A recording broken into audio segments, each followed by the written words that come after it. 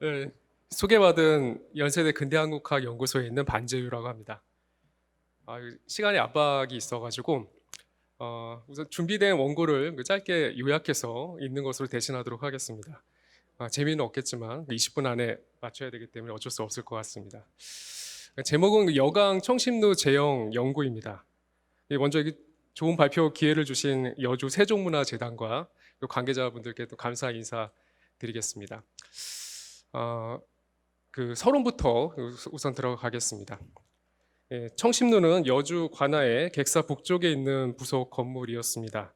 과거 청심루는 모근이새, 포온 정몽주를 비롯해 약 40여 명의 시판이 걸려 있을 정도로 명소로 알려져 있죠. 유명 문인들이 그 다수의 한시를 남긴 것에는 청심루가 위치했던 여강의 위치와 또 경관 그리고 역사적 배경 등과 연관이 깊다라고 할 수 있습니다. 118페이지를 보시면 청심루에 대한 그 연구는 전무하다시피 합니다. 몇 편 정도 되지 않는데 이는 청심루가 현존하지 않고 청심루에 대한 기록 자체도 주변 풍경을 서술한 한시 작품들이 대다수였기 때문이죠. 그러나 그 한시 작품 가운데는 당시 여주 목사의 시와 함께 당대 교유했던 문인들의 시들도 함께 전해지고 있어 청심루를 중심으로 한 문인들의 교유 관계를 확인할 수 있습니다. 또한 청심루기와 상량문 또한 전문이 남아 있기 때문에 청심루를 포함한 누적 문학에 대한 기초 자료로서 활용할 여지가 다분합니다. 본 연구를 통해 청심루에 대한 가치 및 해당 누적 문학의 의미들을 재검토하는 기회로 삼고자 합니다. 다음 청심루와 한시의 기록에 대해 살펴보도록 하겠습니다. 내려주고 계신 거죠? 여주 청심루 상량문과 청심루기에 대한 부분입니다. 자료집 그 119페이지 마지막 단락을 보시면 됩니다. 청심루의 건립에 대해서는 기록을 찾기가 어렵습니다. 다만 김용의 그 여주 청심루 상량문과 조두순의 청심루기가 있습니다. 먼저 여주 청심루 상량문은 1617년 여주 군수 김용이 청심루를 중건한 뒤 저술한 것으로 온천집에 전문이 실려 있습니다.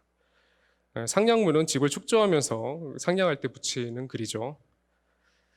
여주 청심루 상량문은 여타 상량문과 같이 4단락으로 구성되어 있습니다. 그 각각의 단락에는 상용구들도 다 들어가 있는데요. 특히 그 서사 부분에서는 누정을 중수하면서 여강 풍경의 아름다움과 함께 여주 군현에서 불을 거쳐 주로 승격되었음을 칭송하는 내용들을 확인할 수가 있습니다. 또한 임금이 친히 영능의 행차함을 항고조 장능의 아련함에 비유해서 임금의 덕화를 칭송하고도 있습니다. 실제 여주는 그 영능과 영능이 있는 곳으로 성종을 비롯해서 여러 왕들이 능행을 하였다가 청심루에 머물렀다는 기록이 남아 있습니다. 이를 통해 청심루가 능행길 행궁의 기능도 겸한 누정이었음을 알 수가 있죠. 121페이지입니다. 다음으로 살펴볼 청심루기는 조두순이 1856년 여름에 기록한 것입니다. 청심루기는 여타 누정기와 같이 3단락으로 구성되어 있는데 누정과 관련한 인물에 대한 수레를 비롯해서 누정에 대한 관련 정보들을 서술하고 있습니다. 본사 가운데는 조두순이 윤영기부터 알고 지낸 심의복과의 친분을 설명하면서 50년이 지난 뒤 이곳 청심루에서 한가로운 시간을 보내고 있음을 서술한 점과 또 심의복이 이고을에 선정을 베푸는 관리로 새롭게 누정을 단장하는 모습도 그리고 있는 점 등을 고려했을 때 여주 목사 심의복의 청탁으로 청심루기가 작성되었음을 알 수 있습니다. 서사에서는 그 청심루의 이름이 이로, 포운과 모근을 말하는 거죠. 그 시에 연원을 두었음을 설명하고 있는데 청심루기에서 지칭한 그 포운과 모근의 시는 현판 차운시, 각각 현판 차운시의 원운시를 지칭하고 있습니다. 시간 관계상 인용한 시들은 읽지 않고 지나가도록 하겠습니다. 자료집 121페이지 맨 마지막 단락입니다. 입이 마르네요. 위 시는 모근 2세에게 그 영청심루 제차운 가운데 수렴 부분에 해당하는 부분입니다. 누정에 대한 기록 없이 청심이라는 이름만 전해짐을 안타까워하는 내용을 담고 있습니다. 결국 청심루라는 명칭은 이색이 활동하던 시기에도 그 연원을 모른 채 오랜 기간 구전되어 왔음을 알 수 있습니다. 그로 인해 조선 초기까지 해당 노정에 대한 지칭은 청심로 외에도 여강로, 여흥로, 황여루, 여원객사 등으로 다양하게 불려졌습니다. 그러나 포은과 모근의 시를 비롯해서 이후 수많은 문인들의 붓을 통해 청심로라는 명칭이 전해지면서 훗날 송시열에 의해 청심로라는 현판이 걸리게 된 것입니다. 이 같은 기록들은 현존하지 않은 청심로에 대한 연원과 경영 등을 추정해 볼 수 있다는 점에서 주목할 만합니다. 그 외에 문헌에 전해지는 다수의 한시 작품들 또한 감사합니다. 청심로의 가치와 더불어 노정문학의 문학사적 의미들을 드러낼 수 있다는 점에서 중요한 가치를 지닙니다. 다음은 한시 관련 기록과 근대의 청심로에 대해 살펴보도록 하겠습니다. 자료집 122페이지입니다. 한국문집 총간과 그리고 동문선 그리고 직당집 등을 확인한 결과 작품은 전체 423편, 저자는 전체 232명에 달하는 방대한 한시 작품들을 선별할 수 있었습니다. 이는 기호지방 누정 재영시 중에 가장 많은 편수입니다. 시기별로 한시 작품과 작가의 수를 구분해 보면 다음 표 1과 같습니다. 자료집 123페이지의 표 1번입니다. 표 1에서 확인할 수 있듯이 13세기에서 14세기부터 많은 한시 작품들이 전해지는데 특히 17세기에서 18세기에 많은 시작품들이 창작되었음을 확인할 수 있습니다. 이는 앞서 여주 청심로 상량문의 존재에서 확인할 수 있듯이 1617년 청심로를 중수한 배경과 연관이 깊습니다. 실제 노정 차운시의 경우 축조나 중수 등의 시기, 유명 인사들에게 시문청탁을 통해 이루어지는 경우가 많습니다. 예를 들면 광주의 풍영정은 누정을 축조했던 16세기 무렵 유명 문인들의 한시 기록들이 다수 전해집니다. 이왕이나 조식 등과 같은 인물들은 누정에 직접 오지 않고 김원거의 청탁으로 차운시를 남기기도 했습니다. 청심로 또한 현재 전하는 많은 교일시들을 통해 여주 목사들에 의한 신문 청탁이 활발하게 이루어졌을 것으로 짐작됩니다. 특히 전란으로 크게 훼손되었던 청심로를 중수한 직후에는 당시 유명 문인들에게 한시 작품을 청하여 예부터 이어오던 시판 장식을 더욱 화려하게 수놓게 된 것으로 볼 수가 있습니다. 19세기에서 20세기에도 청심로 제형은 끊임없이 창작되었는데 해당 작품 안에는 청심로를 중심으로 펼쳐졌던 격동의 역사들을 확인할 수가 있습니다. 조선 시기 청심로는 1982년 11월 10일자 경향신문의 기사를 통해 일본의 사신을 접대하는 노연의 장소로 이용되었음을 알 수가 있습니다. 그러나 근대의 청심로는 명성황후 시해 사건에 붕괴한 민용호가 삼척에 칼을 들며 유림들에게 호소했던 격소의 장이기도 했습니다. 이처럼 외세에 대한 저항의 장소로 청심로가 주목되기도 하였는데 추후 한일 강제 병합을 목도한 문인들의 한시 속에는 만국의 현실을 기록하고 개탄하는 공간으로 청심로를 그리게 됩니다. 다음 시는 직당집에 실린 신영국의 작품입니다.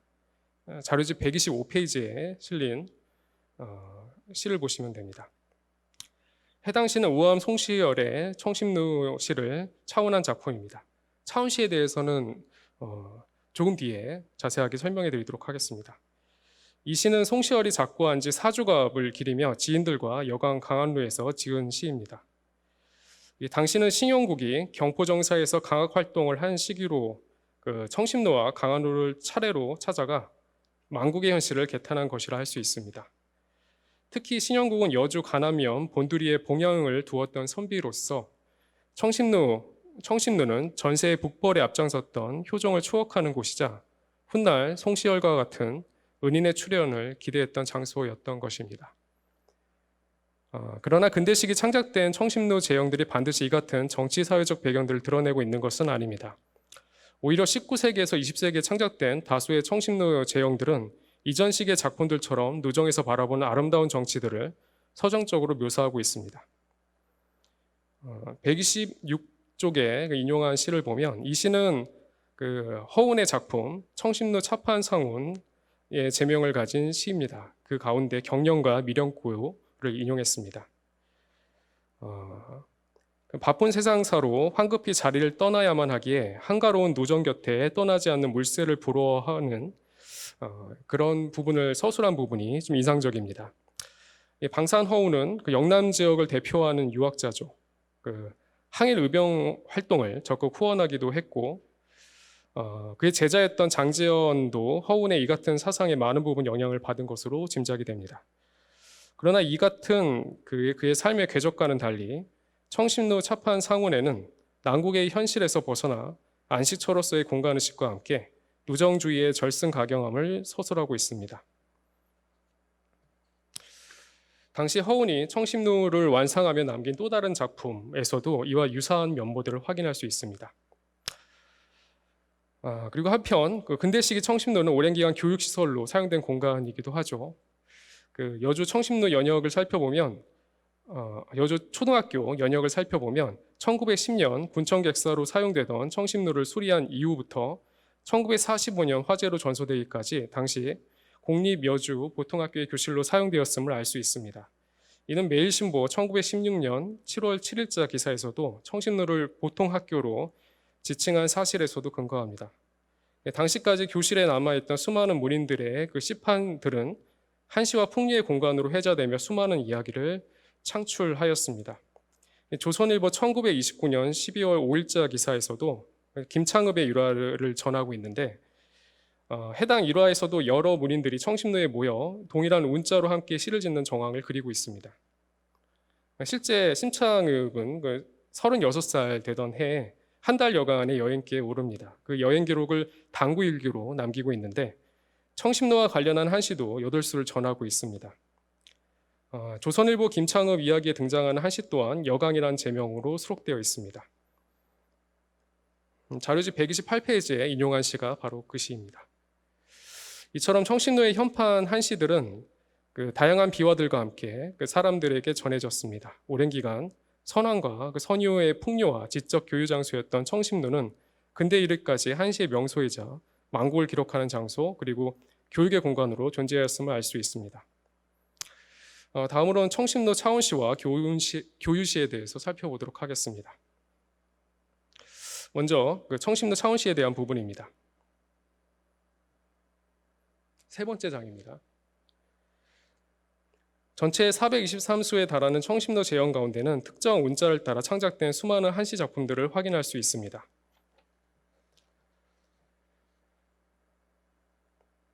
차운시는 본래 원운시의 운자를 따라 시를 짓는 형식입니다. 단순히 운자만을 따라 짓기도 하지만 원운한 시의 형식이나 해당 시인의 정서까지 전범으로 삼기도 합니다. 차운시는 일반 누정 제형에서 큰 비중을 차지하고 있는데 누정을 배경으로 한 향유자들의 관계 및 향유 행위가 담긴 경우가 많아서 누정 문학을 연구하는 데 반드시 주목해야 할 부분입니다. 차원시는 일반적으로 선왕이나 선유의 시 운자를 따라 짓거나 지인 간 교유의 목적에서 차운을 주고받는 형태로도 진행됩니다. 그러나 누정한시의 경우 종종 현판시를 차운하는 형태들이 보이는데 차, 벽상운 등의 제명으로 표시되기도 합니다. 필자의 조사에 따르면 청심루 제형 차운시는 현판 차운인 단, 안, 산, 간, 한과 선유의 시를 차운한 정몽주 시를 차운한 거죠. 강창상, 그리고 이하 8종의 차운시 계열이 존재합니다. 그 가운데 압도적인 양을 차지하는 것이 청심루 현판 차운시와 정몽주시 차운시 계열입니다. 두 차운시 계열의 시기별 작품 현황을 살펴보면 표 2와 같습니다. 130페이지 표 2번입니다. 표 2에서 율시 형태인 현판 차운시 계열을 살펴보면 전체 75명의 시인들에 의해 86수가 전해집니다. 해당 차운시 계열은 한수 작품을 비롯해서 많은 작품에서 차 판상운의 그 제명을 표기하고 있어 전형적인 현판 차운의 형태라 할 수 있습니다. 131페이지를 보겠습니다. 해당 차운시 계열의 원운시 존재는 고증하기가 어려운데 해당 차운시 계열 가운데 가장 오래된 시로 추정하는 것은 설문호, 주열, 이곡 등의 시입니다. 이들 시 또한 특정 청심루를 차운했음을 드러내고 있어서 원운시 존재나 그 시기를 확정하기는 어렵습니다.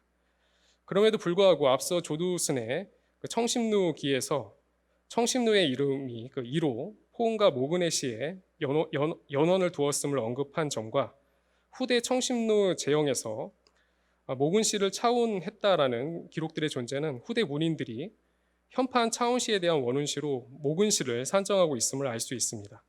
관련 제명이 보이는 일련의 시들은 아래와 같습니다. 위 목록에서 확인할 수 있듯이 전체 18편의 제명에는 모근시를 차원했음을 명시하고 있습니다. 해당 모근시는 133페이지에 인용한 시입니다. 시의 말미에는 작자 자신이 평설에 붙여서 과거 자신이 누대 위 시판에 대한 차운시를 한두 구절 지어보곤 했는데 자신에게 특별히 시를 청하는 이가 없어 시를 완성하고 있지 못하다가 지군 단련사 20이 시를 간청하였음을 밝히고 있습니다. 이를 통해 2세기 활동하던 그 당시에도 유명 문인들을 대상으로 청신루 현판 차운시에 대한 시 청탁이 이루어졌음을 알 수 있으며 해당 문인들 또한 이를 영광스럽게 여겼음을 짐작할 수 있습니다. 다음 살펴본 청심루 차운시 계열은 강창쌍을 운자로 창작된 절구시 형태의 작품입니다. 대다수 작품에는 포은시를 포은 정몽주시를 차운했음을 밝히고 있어서 정몽주 작품을 원운시로 상정하고 있음을 알 수 있습니다. 정몽주의 제0루를 소개하면 다음과 같습니다. 134페이지 인용시입니다. 정몽주가 제0루를 창작한 이후 한부림, 성현을 비롯하여 많은 문사들이 그의 시를 차원해서 청심루 시판을 장식하였습니다. 이들 작품의 제명에는 차 판상운이라는 별도의 표시는 없지만 많은 시에는 차 청심루운, 차 여주 청심루운, 판상 강자운 등의 제명을 사용하고 있어 앞서 현판 차운시 계열과 함께 대표적 청심루 차운시로 창작되어 왔음을 알 수 있습니다.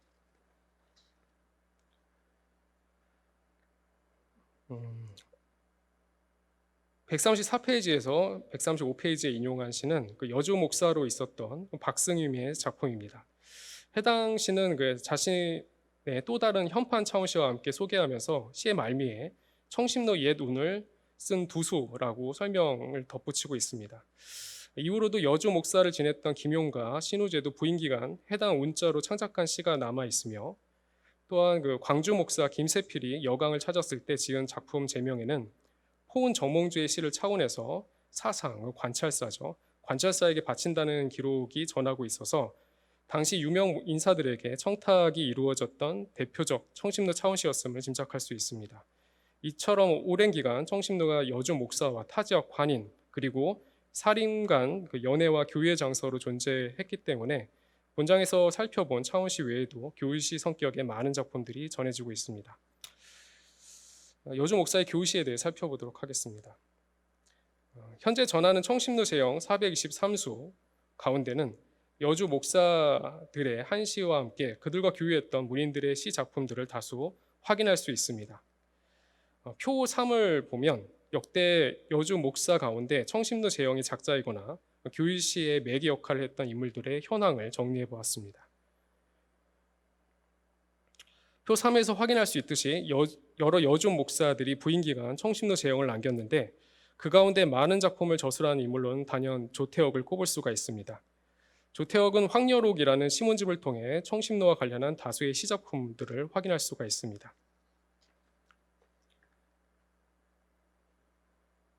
조태억은 숙종 43년 여주 목사로 부임하였습니다. 당시 여주 지역의 당색은 남인계에서 노론계로 옮겨가고 있었는데 당시 향촌 사회의 동향은 1962년 5월 9일자 공민보에 실린 2조 500년 야사를 통해서도 확인할 수가 있습니다.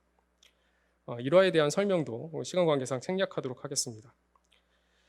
조태억의 시 후감근은에서는 유자년 부교리로 재직할 때부터 운해 출성을 당하여 강원도 원주 영은당에 머무르던 병훈이형까지 경험했던 정치적 시련과 그에 대한 소회를 서술하고 있습니다. 그러나 후감근은 70수 안에서도 청심루를 소재로 한 시 구절에서는 어지러운 정계에서 벗어나 소신제가에 따른 사문의 견사를 읊조리고 있습니다. 138페이지에 인용한 시가 바로 해당 시입니다. 이 시에는 조태억의 아들 조지빈이 숙종 44년 정시 문과에 병가로 급제한 내용을 담고 있습니다. 조태억이 해당 시에 스스로 붙인 후기에는 이런 후기 등을 통해서는 청심루는 속세에서 벗어나 자신의 주변을 돌이켜보며 사적 위안과 안식을 찾는 공간임을 알 수 있습니다. 그 외 조태혁이 저작한 일련의 청심로 제형에서도 이 같은 공간의식을 드러내고 있는데, 명구시를 비롯한 다수의 시들이 지인들 간 교유시 형태로 존재하고 있습니다. 명구시에 대해서는 흥미로운 부분들이 많은데, 우선 그 황여록에 실린 청심루라는 제명의 명구시 한 편만 소개해드리도록 하겠습니다. 139페이지를 보시면 됩니다. 조태혁이 당시 그와 교유했던 인물들과 함께 청심루에 모여 찍은 시입니다. 작품의 제명을 통해 김숙함, 임성여, 장사회, 장필문, 이양정, 조지빈, 강계천 등이 참여했음을 알 수 있습니다. 또한 시의 구절마다 작자의 이름 한 글자씩 표기하고 있어서 각 구절을 직접 지은 인물의 정보임을 알 수 있습니다. 한 글자씩 따라가다 보면 중간에 해년자가 나오는데 조태혁의 자입니다. 클대자에 해년자를 쓰고 있습니다. 그 외에도 조태혁과 교유했던 그 인물들과 주고받았던 청심루 제형들이 다수 존재하고 있어 지적 교유 장소로서의 청심루 가치를 확인할 수가 있습니다. 여주 목사들의 지적 교유 장소로서의 청심루에 대한 기록은 비단 조태혁뿐만 아니라 과거 김한정, 이이보 등의 인물에게도 소급할 수 있습니다. 두 여주 목사들이 남긴 청심루 제형은 현재 찾기가 어렵지만 이들과 교유했던 김한국의 시를 통해 청심루를 중심으로 교유시를 창작했던 면모들을 살펴볼 수가 있습니다. 다들 아시다시피 김한국은 여주를 대표하는 사림이죠. 김한국은 1528년부터 1537년까지 약 10여 년간 원주에 우거하기도 했습니다. 해당 기간 여주 목사였던 김한정, 이이보 등과 함께 교유한 흔적들이 한시로 남아 있습니다. 김한정과의 그 교유시는 전체 22편이며 이이보와의 교유시는 전체 18편이 존재합니다. 그 가운데 청심루 제형도 다수 전해지고 있습니다. 140페이지에 인용한 시가 김한국의 시입니다. 김한국은 주차 김동영 형자 통운이라는 제명을 통해 자신이 김동영과 형자 통의 시를 차원한 작품임을 밝히고 있습니다. 김동연의 동년은 같은 해 과거에 함께 급제했음을 뜻하는 것으로 김한정을 지칭하고, 형자통은 김자통의 이름인 형을 함께 지칭하는 것입니다. 또한 시의 말미에 기록한 다음의 기록을 통해 1527년 당시 김한정이 여주 목사로 있었고, 김한정과 김자통 모두 김한국과 같은 해 과거에 급제한 지인들임을 알 수 있습니다. 그 밖에도 김한정과의 교유를 볼 수 있는 청심루 제형으로는 다음과 같은 다수의 시가 전해집니다. 죄송합니다. 141페이지 결론 부분으로 마무리해 주시면 감사하겠습니다. 네, 다음 부분은 중요한 게 아니라서 다행입니다. 마지막 결론은 그 마지막 단락을 읽는 것으로 대신하겠습니다. 해방 이후 전소된 청심루의 존재가 그 수많은 한시 작품들과 함께 현재까지 많은 이들에게 회자되고 있습니다. 시골 속에 그려진 청심루의 풍경은 단순히 특정 지역에 위치했던 누정의 정치만을 기억하게 하는 것이 아닌 여강의 긴 역사를 함께한 누정의 공간적, 상징적 의미들을 되새기기도 하고 있습니다. 여전히 청심루 제형에 대한 많은 논의들이 남아있는데, 그로 인해서 본고에서는 청심루가 지닌 문학사적 가치를 충분히 보여주지 못했다라는 좀 아쉬움을 가지고 있습니다. 본 연구를 시작으로 청심루와 청심루 제형에 대한 깊이 있는 논의가 진행되기를 바라봅니다. 발표는 여기까지입니다. 끝까지 들어주셔서 감사합니다.